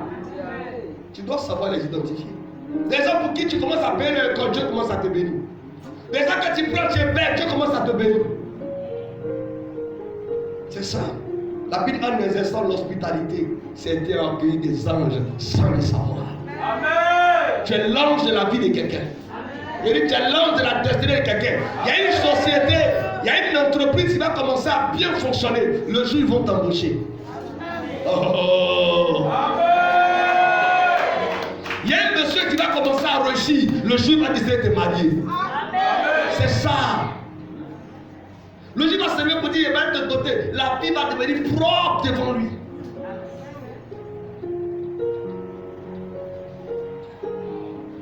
La bénédiction. Il y a une manière de se comporter quand on rejette la bénédiction. On ne rejette pas la bénédiction pour être orgueilleux. La bénédiction n'aime pas les gens orgueilleux. Parce que si tu veux que Dieu te bénisse pour écraser les gens, Dieu ne te donne rien. Les gens vont continuer à t'écraser. Alléluia. Sans la bénédiction, tu tournes rond. Un gars vient te voir, il dit on va payer ta dot. Au moment de payer la dot, il est malade. S'il n'est pas malade, c'est son papa qui est malade. Ou il y a funérailles. On dit attends, toute la famille est rassemblée. Parce qu'il y a quelqu'un qui est mort. On va remettre. On remet problème. Moi j'ai vu mes filles comme ça. La même famille, il n'y a pas mariage. Je suis allé prier là-bas. Et Dieu a fait grâce. Sa première soeur a été dotée, deuxième soeur. Elle, quand elle est tombée sur son tour, c'est un mec qui m'a mis dans la famille. Quand elle est tombée sur son tour, elle est tombée sur un gars, il était vraiment puissant. Le gars allait se présenter, il a fait, quand les gens étaient contents. Le jour où on devait faire la gorge, lui, son papa est tombé malade. Et il est allé, son papa est décédé. Le temps où ils ont fini de faire les funérailles, ils ont fixé la dot. Il a pris une voiture de Yamso pour Abidjan. Il a fait accident sur la bouche. Il est mort. Elle, ils ont fait seulement que son coco. Mais au funérailles, là, ils l'ont pris comme la veuve. Parce que les deux familles se connaissaient maintenant. Au funérailles, maintenant, elle n'avait pas goûté mariage. Ils l'ont pris comme la veuve, elle assise là, maintenant elle pleure. Elle pleure. Ce n'est pas le bon signe. Il y a des malédictions. Il y a des malédictions. C'est pour ça, c'est pas courir, presser là. Il faut chercher que tu sois béni seulement. Amen. Quelqu'un doit parler sur ta tête. Il y a des choses que tu dois faire qui doivent attirer à toi la grâce de Dieu. Sinon, tu vas vieillir à la prophétie. Si je vois, Jérémie voyait. Mais il voyait sa plaie continue de le suivre. L'eau là, ça coule seulement. Ah. Non, on m'a dit qu'il y a un marié blanc. Il faut l'attendre. Ça va venir. Mais si tu ne sais pas te conduire, te comporter, la prochaine va passer à côté de toi. Non, on m'a dit que mon mari est un chinois, il va me prendre par là. Ok, il ne faut pas rester tranquille. Il ne faut pas te comporter pour que ça s'accomplisse. Il y a même ceux-là qui ne peuvent pas se marier parce que Dieu t'a donné une prophétie, mais tu ne te conduis pas comme une femme en attendant une prophétie. Pendant que tu attends la prophétie, toi tu as 5 ans. Mais comment ça s'accomplit cette prophétie? Sors de tout ça là, quitte dans ça, et tu vas voir la prophétie se matérialiser.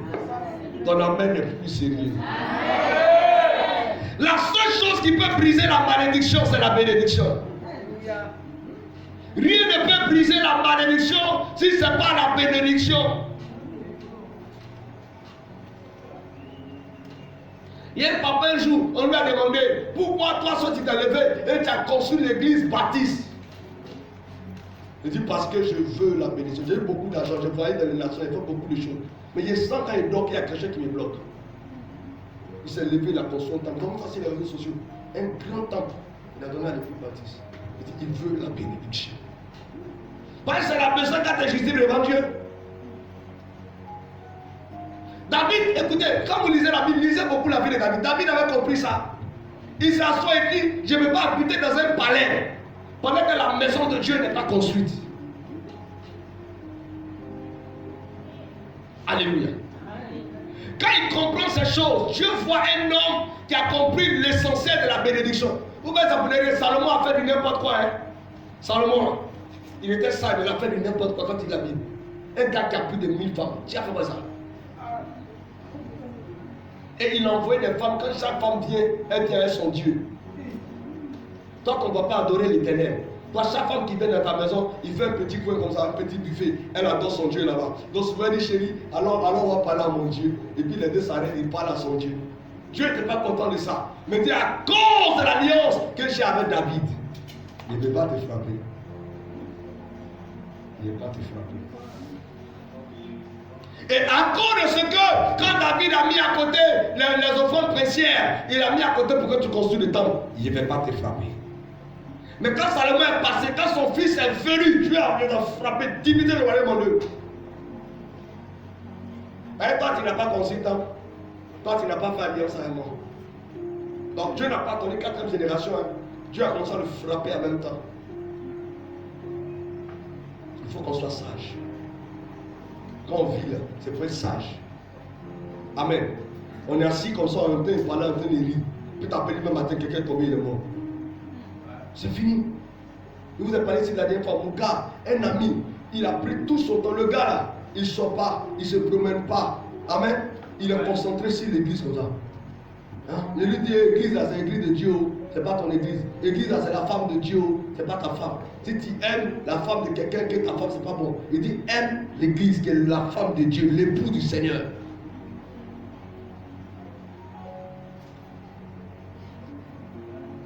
David dit que chacun aime sa femme comme que lui-même a aimé l'église. Amen.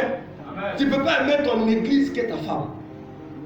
Je suis à l'église et puis il parle. Ça peut vous choquer, mais c'est la vérité qui est vite enseignée.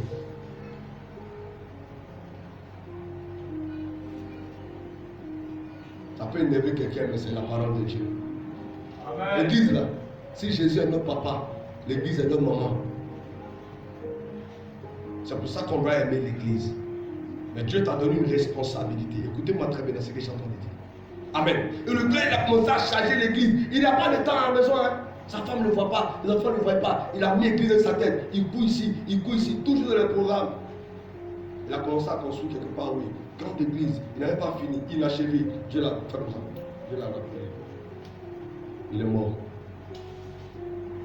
Tout le travail, toutes ces années, toute ta concentration, c'est fini comme ça. Tu n'as pas vu tes enfants grandir. Tous tes efforts que tu as fait, tu n'as même pas pu profiter. C'est après qu'on me dit, ah, il avait des conflits avec son père spirituel. Pour marcher avec Dieu, sachez marcher avec le Seigneur. Mon père spirituel, avant de mourir, il rêvera que Dieu m'a dit, ne joue pas avec affaires des pères spirituels. C'est l'une des dernières paroles qu'il m'a dit avant de mourir. Il dit, ne joue pas avec affaires des pères spirituels. Parce que je suis en train de subir un procès et les gens me disent que pourquoi, depuis que mon père spirituel est décédé, je suis resté sans père spirituel. Parce que lui, quand le vieux Capou est décédé, il dit, il n'y a pas quelqu'un qui a la hauteur, il dit Capou dans lui, il ne se met pas mal de quelqu'un. Il est resté comme ça, Et avant de mourir, les anges sont venus dire, ça, là, ça t'empêche d'entrer au ciel.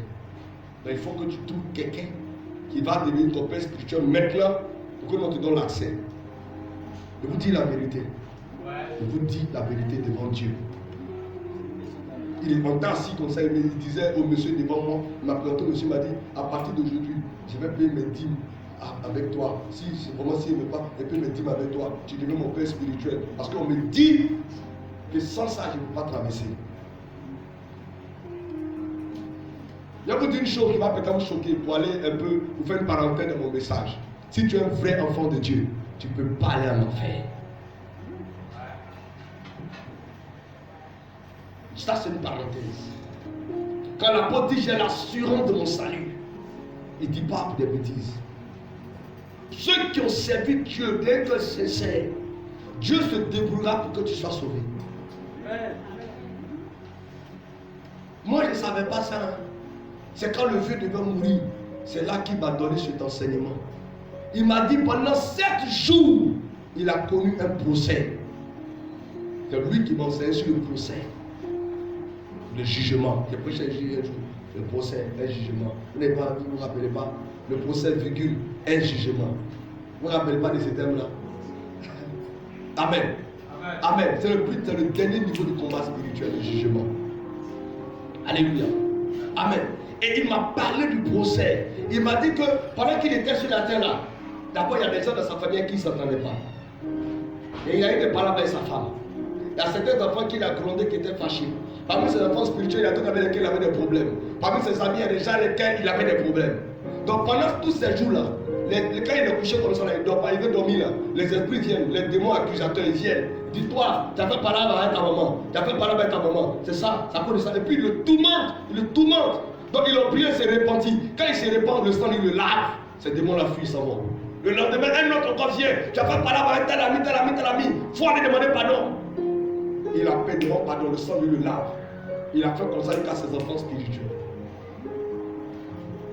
Et 2 jours après, c'est là il est mort. Un enfant de Dieu sérieux, frère, reste calme. Mais que Moïse a désobéi à Dieu, Dieu n'a pas laissé rentrer à Canaan. Mais un ange est venu prendre son corps pour aller l'enterrer. Ne t'amuse pas. La Bible dit la vie des élus de Dieu est chère à ses yeux. Vous devez vous battre pour devenir des gens précieux aux yeux de Dieu.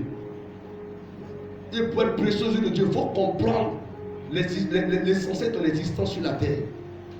Tout ce qu'on est en train de faire là, c'est parce qu'on n'est pas mis des gens et on est obligé de le faire. Mais nous, qui avons accepté Jésus, Dieu nous appelle à quelque chose de plus grand. Sinon, si tu n'as pas compris ça, ta blesse est là continuelle.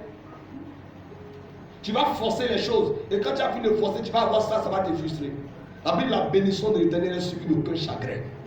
C'est que tu forces pour avoir là, il y a chagrin qui va te prendre dedans. Amen. Tu seras comme une femme qui a fait babadi pour avoir un monsieur. Tu avais un lui, mais tu n'as pas la paix du cœur. Amen. Amen. Amen. Et malheur pour toi, tu as fait babadi, tu l'as eu, tu as fait médicament, tu l'as eu. Et puis le temps que tu lui fais un accident, son pied est cassé d'une manière. Il est devenu bizarre. Mais tu ne peux pas te séparer parce qu'il va se coller. Frère! Frère! Il va devenir bizarre comme ça, il est dans la maison comme ça, tu donnes Bakako ou Bakaïbois. Frère, mais il est là, il ne veut pas. Hein?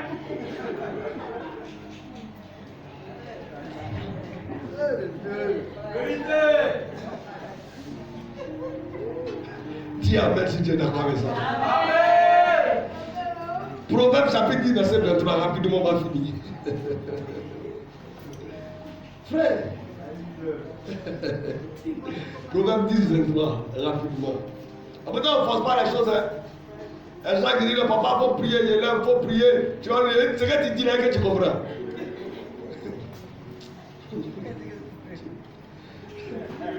Proverbe 10, 23.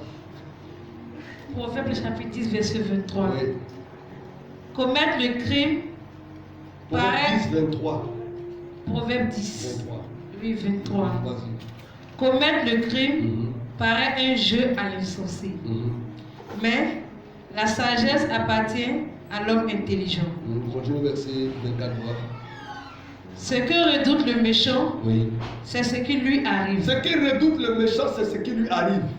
Et ce que désirent les justes, Et ce que désire le juste, leur est accordé. leur est accordé. Lis avec moi Proverbe 11, 24 maintenant, rapidement.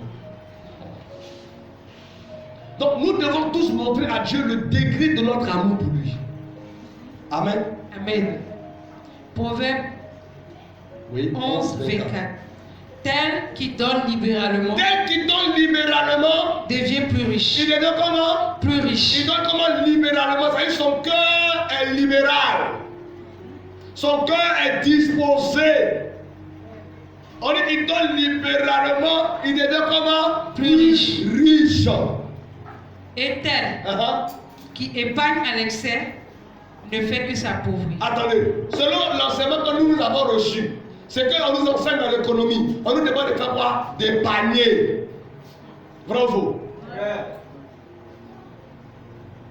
On nous demande de faire quoi? D'épargner.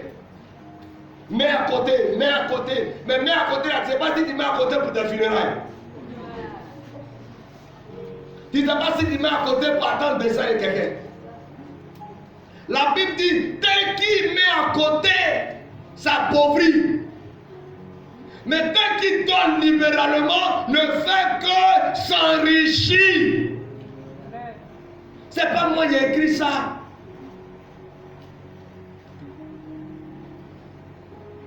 La Bible, c'est un livre que si tu n'as pas compris, tu as t'embrouillé toi seul.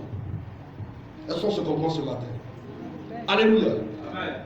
Tout bon chrétien doit savoir que les besoins de Dieu sont prioritaires. Quand Dieu en a besoin, c'est prioritaire. La Bible dit Jésus envoie ses disciples. Ils vont vers un monsieur qui a nourri son agneau, qui l'a attaché pour attendre un événement. Jésus arrive et dit, si vous le promettez, vous dites, vous voulez quoi? Dites-lui seulement que le Seigneur en a besoin. Et il le laissera partir. C'est pas qu'il lui n'a pas besoin, mais le Seigneur en a besoin. Tu peux avoir l'argent sur toi, tu as besoin de ça pour faire quelque chose. Mais si Dieu te dit que j'en ai besoin, il faut donner.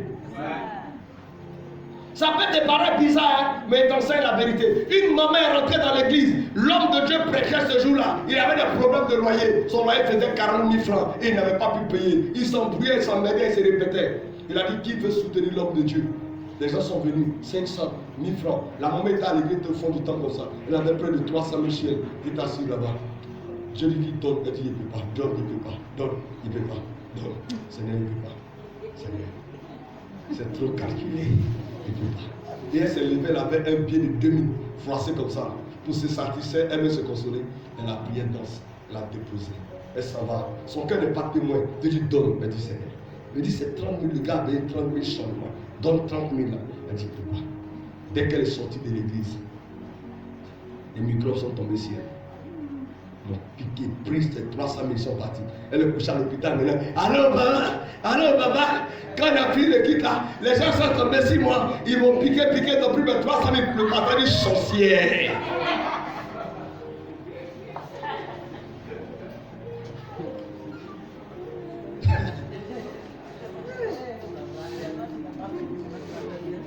L'argent même que tu vas donner à quelqu'un qui prie pour toi tous les jours, tu as fait les gens que tu ne connais pas au plus partir, puis t'ont piqué pour mettre dessus. Il faut qu'on soit sage. Nous sommes en train de servir un Dieu qui est grand. Il faut que la sagesse nous anime. On acclame le Seigneur pendant que le prophète va venir. Alléluia. Il faut que nous soyons sages. Quand nous servons Dieu, la sagesse doit nous animer. Alléluia. Quand nous faisons l'œuvre de Dieu, nous devons comprendre l'œuvre de Dieu. Vous savez, il dit, j'ai ordonné à la bénédiction de t'accompagner. Le rôle de la bénédiction, c'est de t'accompagner. Donc, c'est des choses pour lesquelles on ne doit pas se battre. Le chrétien doit être béni. Parce que son slogan, la Bible dit que toi, la bénédiction va te suivre. Ça va t'accompagner. Donc ce que Dieu dit, c'est que la bénédiction va t'accompagner. Mais si tu commences toi-même à rechercher certaines choses, hormis la volonté de Dieu, tu vas passer à côté du plan de Dieu. C'est pas toi qui l'as vers eux, c'est à eux de venir à toi. Le mariage que tu cherches là, pour lequel tu sautes sur calme-toi, le mariage va même te trouver à la maison. Dieu connaît ton adresse. Dieu ne connaît pas ton nom. Tu n'as pas besoin de sauter, non. Il viendra vers toi. Est-ce que je suis en train de parler à quelqu'un? C'est pour cela que ta blessure est continuelle. C'est pour ça que ta situation ne change pas. Parce que tu as fait des choses pour satisfaire ta chair. Tu as fait des choses pour satisfaire ton cœur, pour satisfaire ton ego. Tu as fait des choses pour faire plaisir aux gens autour de toi. Mais est-ce que tu as pensé à la volonté de Dieu? Il y a des sacrifices qui te prennent tout. Il y a des sacrifices qui t'arrachent tout. Il y a des sacrifices qui te font tout perdre, mais en même temps qui te font tout gagner. Si tu n'as pas compris le plan de Dieu, tu vas voir comme si Dieu veut te détruire. Dieu est capable de te dire, vide ta maison. Parce que je veux te visiter. Dieu est capable de dire, prends ton salaire, donne. Parce que je veux te visiter. Mais quelqu'un qui n'a pas la sagesse, il va dire, mais attends, comment tu as... Parce qu'il va te dire, non, tu es au pasteur, tu ne donnes jamais ton argent au pasteur. Vérité. Si tu veux donner ton argent au pasteur, va le trouver à la maison. Ouais. Si tu me trouves à l'église ici, c'est à Dieu que tu donnes. Amen.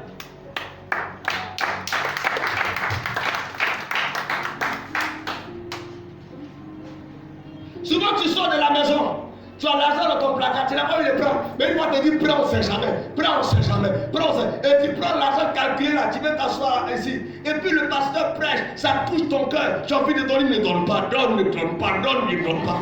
Écoute-moi bien, nous devons avoir la bonne lecture des choses de Dieu. Alléluia. L'or et l'argent rejettent toujours à servir l'Éternel. Alléluia. Est-ce que je parle à quelqu'un? Est-ce que je parle à quelqu'un? Les gens ne sont plus bénis parce qu'ils ne coûtent pas les cœurs. Oui, dans les églises, tu vas prêcher si quelqu'un est là, si même Dieu lui parle, il refoule, il rejette. Vous savez, je disais dernièrement dans une intervention que Dieu aime se cacher dans l'église. Dieu aime se cacher dans l'église. On a vu Jésus aller au temple avec sa maman et son papa. Un coup, il a disparu. Quand il est dans l'église, il disparaît, il se cache. Ils l'ont cherché. Alléluia. Et la Bible, après quelques jours, ils l'ont trouvé. Dieu souvent se cache dans les offrandes. Dieu se cache dans la dîme. Dieu se cache dans la louange, dans l'adoration, dans la prédication. Il se cache même dans la salutation. Tu peux croiser un miracle en saluant ton frère. Tu peux être visité en faisant une offrande. Tu peux être visité rien qu'en acclamant le Seigneur. Tu peux être visité en dansant la louange et l'adoration. Dieu peut se cacher quelque part pour te visiter. Et tu vas regarder déjà le prophète. Cherche Dieu. Le prophète lui-même cherche Dieu. Frère, on est venu ici, nous tous, on est venu pour te chercher. Dis Amen. Amen. Dis Amen. Amen. Dieu ne peut pas te bénir, je termine par ça. Dieu ne peut pas te bénir si ton cœur n'est pas bien disposé. Jérémie a eu sa prophétie, c'est ton boué pour que tu abattes, pour que tu détruis, pour que tu renverses. Il a fait ça avec 15 chapitres après. Pourquoi ma blessure est-elle continuelle? Pourquoi il n'arrive pas à m'en sortir? Qu'est-ce qui se passe dans la vie? Dieu lui dit, la solution, fais alliance avec moi. Un, de deux, c'est pas ce qui est précieux, mais ce qui est vil. Et tu deviendras maintenant ma bouche. La prophétie ne suffit pas.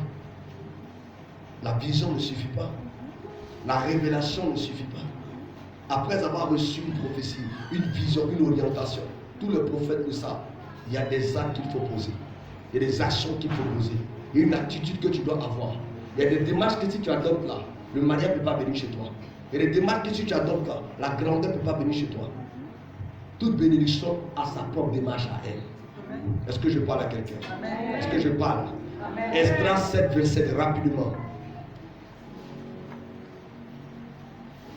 J'espère que je suis en train de faire du bien, enfant de Dieu. Amen.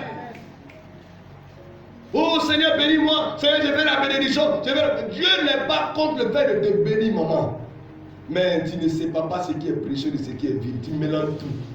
Tu prends ta dîme, tu manges tout. Tu prends ton tu manges tout. Ce qui est précieux de ce qui est vil, c'est pareil, hein? Tu n'as pas mis tes enfants, il n'y aura pas de précieux. Dans toutes les familles, écoutez, dans toutes les familles, il y a ceux qui sont, il y a les enfants qui sont vils. Et puis il y a des enfants qui sont précieux. Tu peux croire ou ne pas croire, je t'enseigne la vérité. Dans toutes les familles, il y a des enfants qui sont vils, il y a des enfants qui sont précieux. C'est comme dans une maison, il y a des assiettes que sortent quand il y a fête. Et puis les assiettes vont par acheter gaba. Bravo. Il y a des gobelets quand tout le monde fait dans l'eau, verre, dans le. Il y a des verres quand ça sort, c'est qu'il y a personnalité.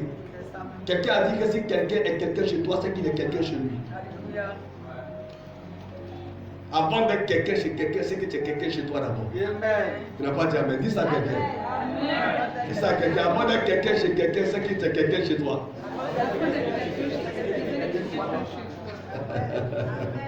Tu n'es pas quelqu'un chez toi, tu es quelqu'un chez quelqu'un. Lis ma vie. Verset 27. Esdras 7, le verset 27. Béni soit l'Éternel. Écoutez, béni soit l'Éternel. Le Dieu de nos pères. Le Dieu de qui nos pères. Qui a disposé le cœur du roi. Qui a fait quoi? Qui a disposé le cœur du roi a glorifié ainsi la maison de l'Éternel à Jérusalem. Amen. Donc on n'a pas dit béni soit l'Éternel qui a béni le roi qui a le cœur disposé. Béni soit l'Éternel qui a disposé le cœur du roi. C'est Dieu qui dispose les cœurs. Maintenant, toi, quand tu veux disposer ton cœur là, il faut le laisser disposer ton cœur. Souvent Dieu te parle, tu rejettes. Dieu te parle, tu remets. C'est ça qui fait que ta plaie continue. C'est que Dieu t'a dit de faire depuis ça fait 2 mois, 3 mois que tu as fait. C'est pour ça que ta plaie. Tu remets seulement, c'est après. Voilà après là qui est là.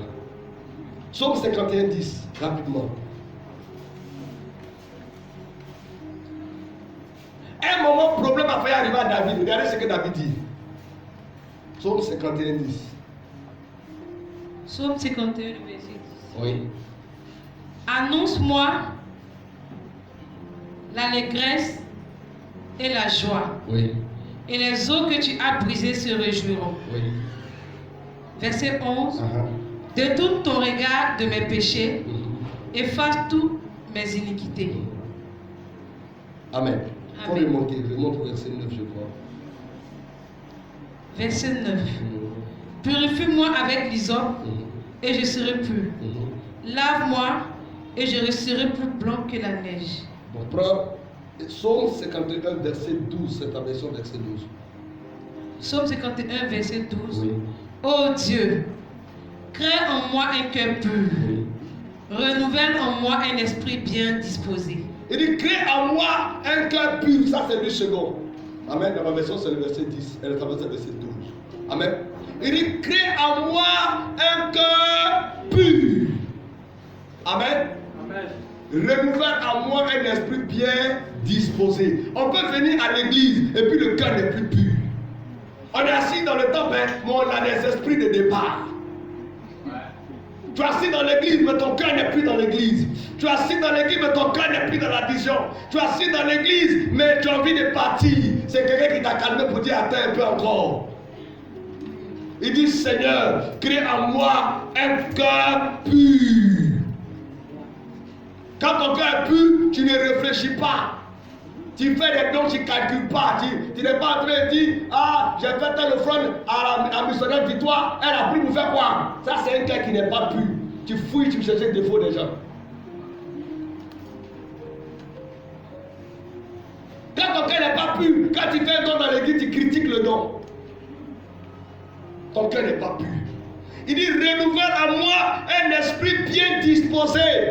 Les plus bien disposés, souvent, il faut que Dieu le renouvelle. Avant, ton esprit était disposé, mais il y a quelque chose qui a fait que ton cœur était choqué, ton cœur était chagriné. Tu as peut-être fait un don et tu n'as rien vu. Donc, tu as dit, bon, à partir de là, je n'ai plus envie de faire des dons. Non, que Dieu renouvelle ce matin en toi. Un cœur bien disposé. Parce que tu n'es pas en train de faire l'œuvre d'un homme. Tu n'es pas en train de faire l'œuvre d'un homme. Vous êtes venu parce que vous êtes tombé sur un pasteur qui ne prend pas votre argent pour aller s'habiller, qui ne prend pas votre argent pour aller vivre, mais qui prend pour faire l'œuvre de Dieu. Vous devez dire merci à Dieu pour ça.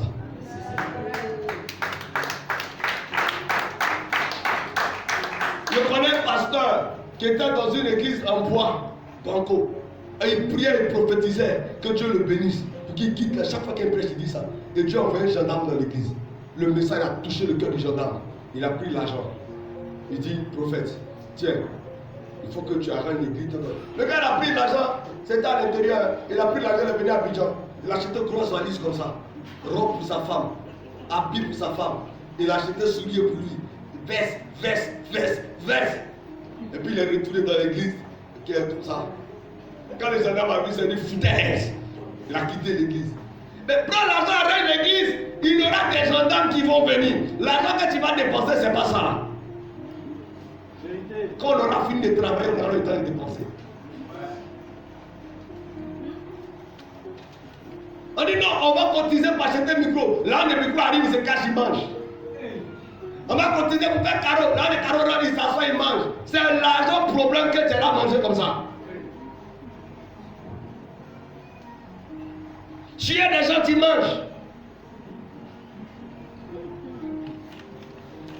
Un pasteur qui est bien formé sait que quand on cotise pour quelque chose, ça doit servir à cette chose. Est-ce que je suis en train de vous parler ce matin? Est-ce que je suis en train de vous enseigner ce matin? Et il y a des gens qui ont tellement été frustrés parce qu'ils ont été dans des églises, dans la communauté, où ils ont fait des dons, où ils ont posé des actes, où ils ont soutenu des hommes de Dieu, et ils n'ont pas vu où l'argent est parti. Ils n'ont pas vu ce qui c'est devenu. Écoute-moi bien, tu as fait l'œuvre de Dieu. Que Dieu renouvelle en toi un esprit bien disposé. Si ton esprit n'est pas bien disposé, tu ne peux pas faire la volonté de Dieu. Parce que écoutez, entre l'esprit bien disposé et la chair, il y a la faiblesse. La Bible dit, l'esprit est toujours bien disposé, mais la chair est faible. Si tu comprends le langage de Dieu, ton esprit est toujours disposé. Quand ton esprit est disposé, quand on dit quelque chose touche au cœur de Dieu, ça te touche en même temps. Mais ton esprit est disposé.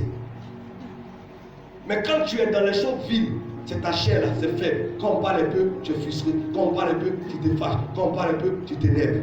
Que ce matin, Dieu crée en toi un esprit bien disposé. Alléluia. Alléluia. Alléluia. Ce que ton cœur veut faire, si tu écoutes ta chair, tu ne pourras pas faire. La chair va te dire que tu dois manger, tu n'as pas mangé, tu as peut-être ta coule à faire, tu as quelque chose à faire. Ta chair va te dicter des lois. La chair est faible. L'esprit, c'est pour les guerriers. J'ai aimé un homme dans la Bible, Balak. Balak dit quoi Balaam? Il dit, je vais détruire le peuple d'Israël. Balaam lui dit, ce peuple-là, c'est un peu compliqué, hein? Mais avant de faire ça, il faut bâtir 7 hôtels, 7 taureaux et 7 béliers. Il fait. Ça échoue. Il dit, on peut faire quoi d'autre encore pour rattraper ça? Malgré tout ce qu'il a fait, 7 hôtels, 7 béliers, 7 taureaux, ça tape un poteau. Il dit, le gars dit, autre chose ici, c'est chameau, ils vont envoyer. Les gens dans le monde sont prêts à tout. Ils sont disposés à tout. Ils sont prêts à tout pour détruire, pour faire des choses bizarres. Si maintenant donne sa maman, il va donner.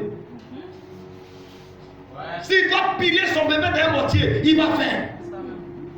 Parce qu'ils savent que les bénédictions sont réservées à ceux qui ont un cœur dur, à ceux qui sont déterminés, à ceux qui sont violents. Mais à l'église, elle n'est pas violente. Dieu, regardez comment Dieu a traité lui-même son propre fils pour nous bénir. Jésus est allé à la croix, elle a été chicoté, humilié. Et toi, tu veux les choses faciles. Je vais vous dire une chose. On ne peut pas monter dans le monde spirituel si on n'a pas l'argent. C'est pour cela, comme Dieu veut te faire monter, il te donne l'argent. Pour que quand le diable t'envoie des problèmes, tu aies le moyen de régler. Salomon s'est assis, il a dit, l'argent répond à tout. C'est-à-dire que quand le diable t'envoie des questions, Dieu te donne des réponses à ton argent.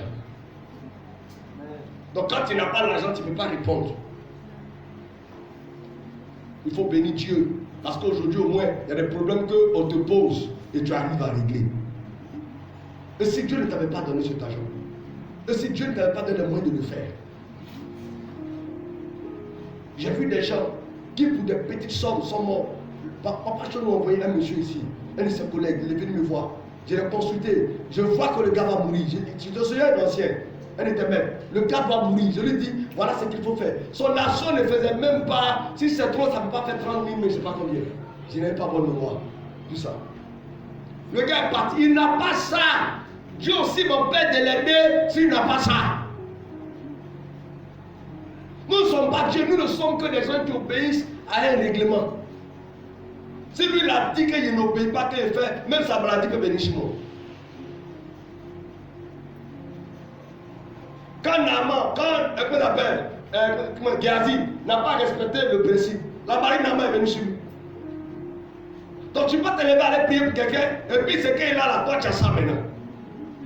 Parce qu'il n'a pas respecté le protocole. Donc Dieu dit voilà ce qu'il va faire, voilà ce qu'il va faire. Dieu lui a donné les instructions, il ne peut pas, il ne peut pas. Quelqu'un ne peut pas l'aider. Il est resté de 5 ans, le gars est tombé, il est mort. Et quand c'est comme ça, en tant que prophète, ça fait mal. Mais si tu avais été à sa place, tu aurais réglé le problème. Il faut prier pour qu'aucun problème ne dépasse ton argent. Il dit il faut prier pour qu'aucun problème ne dépasse ton argent. Ton amène est bizarre. Il faut prier pour qu'aucun problème ne dépasse ton argent. Amen. Amen. Je veux ce matin te faire comprendre que nous ne devons pas faire les choses seulement pour nous-mêmes. Nous devons chercher la volonté de Dieu. Nous devons apprendre à séparer ce qui est précieux de ce qui est vide. Nous devons comprendre que les besoins de Dieu sont prioritaires. Nous devons comprendre ça. Alléluia. Si ces choses sont en nous, marcher, évoluer avec Dieu devient facile. Mais si nous n'avons pas ces choses en nous, nous allons nous embrouiller. Nous avons les prophéties, nous n'aurons pas la bénédiction. Écoutez, vos relations sont bonnes. Vos connexions sont bonnes. Vos diplômes sont bons. Mais au-delà de tout cela, il faut un esprit qu'on appelle la bénédiction. Si cet esprit suit tes diplômes, tu vas réussir. Si cet esprit suit ta relation, ça va marcher. Si cet esprit suit tes enfants, ils seront meilleurs dans la société. Recherche la bénédiction de Dieu. Recherche la bénédiction de Dieu. De là où maintenant tu as assis et que tu m'as écouté, tu sais où la bénédiction est entrée, où la bénédiction n'est pas entrée. Lorsque tu es assis là et puis tu m'écoutes, tu sais ce que tu as fait sans la bénédiction.